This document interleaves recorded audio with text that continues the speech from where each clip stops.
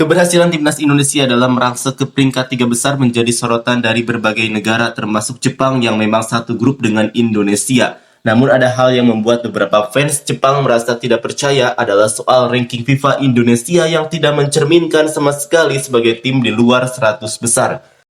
Bahkan, mereka yakin jika timnas Indonesia bisa menembus Piala Dunia jika mereka bisa tampil konsisten seperti yang sudah mereka tunjukkan saat mengalahkan Arab Saudi. Seperti inilah komentar fans Jepang.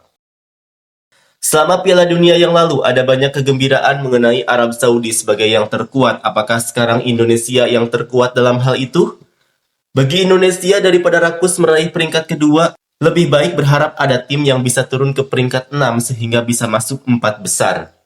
Hanya satu hasil imbang saja yang bisa mengubah peringkat secara drastis. Oleh karena itu, putaran keempat grup C tahun depan akan menjadi kenyataan. Indonesia luar biasa. Indonesia menjadi tim yang bertahan dari babak pertama hingga saat ini. Saya yakin mereka cukup bersemangat sekarang karena mereka telah mencapai babak kualifikasi akhir. Akan 100 kali lebih baik bagi Indonesia untuk datang ke Piala Dunia dibandingkan jika Tiongkok pergi. Ada beberapa pasang surut di 2 atau 3 game pertama, itu tidak aneh. Tapi jika Anda memutarnya kembali setengah, sungguh menakjubkan. Laga kandang melawan Indonesia juga memberikan keuntungan bagi tim tandang. Rasanya aku ingin meletakkan dan memisahkannya. Jika Cina dan Indonesia berebut poin jelang laga final, saya berharap Indonesia bisa menang dengan menggunakan pemain muda. Tiongkok dan Bahrain berada di peringkat 5 dan 6 idealnya. Jika Jepang menang melawan Australia, kita akan melihat kekacauan super dengan 18 poin dan semua negara lainnya imbang dengan 6 poin. Indonesia, mesin akhirnya memanas.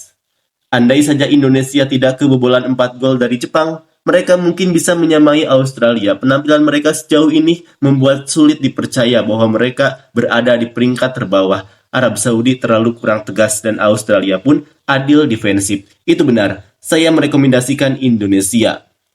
Nah, Indonesia sebelumnya berada di peringkat 130 FIFA, ini bukan seperti seharusnya bukan, sekitar peringkat 85 sudah sesuai. Meskipun mereka menang melawan Arab Saudi dan imbang melawan Australia, mereka kalah dari Tiongkok, saya pikir mereka berada di peringkat antara 60 dan 80. Level kekalahan mereka di babak kedua kini berada pada level di mana mereka bisa melaju ke babak final. Namun, jika kriteria kelulusannya sama dengan sebelumnya, mereka pasti sudah kalah di babak kedua. Perbedaan peringkat ke-50 cukup besar, benar. Penonton Tiongkok sangat buruk sehingga rating Indonesia relatif tinggi. Indonesia sepertinya berpeluang lolos ke Piala Dunia, namun kemungkinan besar akan putus asa dengan level lawannya di laga utama. Besar kemungkinan negara selain Jepang, Iran, dan Korea Selatan akan diberikan kesulitan penuh. Indonesia dan Bahrain harus bermain melawan Jepang di kandangnya, jadi ada kemungkinan mereka akan bermain sama dengan Cina. Terutama Bahrain, jika Jepang menang, dijamin. Jadi saya mungkin akan menggunakan formasi lengkap.